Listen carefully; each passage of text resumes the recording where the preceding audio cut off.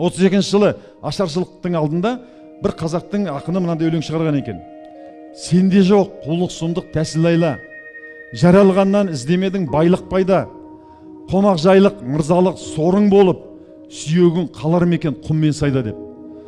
30 жылы Әлихандардың айтуынша біз 7 миллионға жуық халық болғанбыз. Содан 2 миллион қалып қалды. Баласын сойып жеген жағдайлар өтте көп болды. Өтте көп. Көрдегі моладан адамдарды қазып жейді екен. Сол кезде біздің Үржарда бір орыс өлмеген екен. Бір орыс өлмеген. Өткен Үржарда тұрғандар білет, 7-8 өзен бар.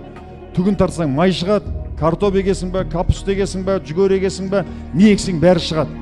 Біздің қазақ не балық аулай алмаған, не жердіген, ештеңке егіп жөнін білмеген, малды алып кеткеннен кейін қазақ шыбынша қырылған, қойшы емес шыбынша қырылған.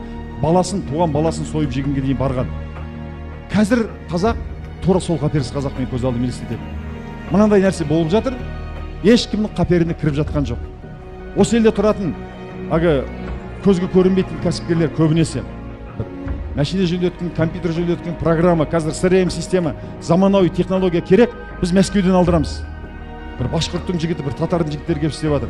Басқа нәрселердің бәрін бізге CRM система деген ең соңғы система бар, 24 Bittrex деген система бар.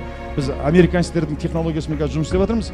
Амалсыз қазір корей істеп жатыр да, Василий, Алексей деген. Қазақ жоқ өйткені. Қазақтар мынадан мүлде бейхабар. Тура 32 жылы қазақ қандай, дәл қазір қазақ сондай. Ертең жұмыс қысқарып деметкен кезде далада қалады. Айда тым болмаса шопыр болып кетем дейтін. Шопырына керек жоқ болады. Грузчик те керек жоқ болады. Охранник те керек жоқ болады. Сол кезде қалай нан, чай тауып жеймін деу сұрақ енді 5-10 жылдың ішінде жетіп келеді. Сондықтан қазір сендерге айтатыным, 1 минут уақыттарыңды кино көруге, YouTube көруге емес, ертең қалай күн көрем, ертең нанымды қалай тауып жеймін деген сұраққа жауап іздеп уақыт өткізу керек. Әрбір минуттарыңды. Таңертең шошып оянам. Неге десең, менің 3 балам бар, менің немерелерім бар. Енді осылар қалай күн көреді? Осылай қалай күн көреді? Қоғам қайда кетіп бара жатыр? Қоғам көз ілеспес жылдамдықпен Ауған, Иран, Ирак, Сирия, Ливияның артынан кетіп бара жатыр. Мен жастармен жүрем, жастармен әңгімелесу мүмкін емес қазір. Тура сола қарай кетіп бара жатыр. Ал алашардақтылар армандаған. Кешегі Европаның ғылым мен мәдениетін меңгеріп, Жапония сияқты мемлекет жасаймыз деген алаштың арманы қиялға айналып, көз ешкімнің қаперінде жоқ. 1% жастардың қазақтың қаперінде жоқ ол. Сондықтан мен шошып оянам, менің өйткені халық ондай кедейленетін болса, ол мемлекетте тұрақсыздық болмайды.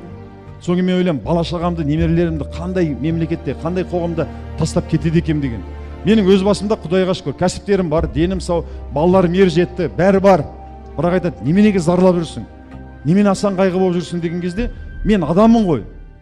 Мен немерем қазір, кішкентай 10 айлық немерем бар, 3 жастағы немерем бар. Ананы көрген кезде мен жүрегім қанжылайды. Ертеңдері не болады екен деп. Қоғамның беталысы жан шошырлық.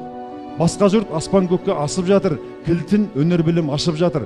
Бірі ай, бірі жұлдыз, бірі күн боп, жарқырап көктен нұрын шашып жатыр. Күнбе-күн алға қарай барып жатыр, таласып өнер білім алып жатыр.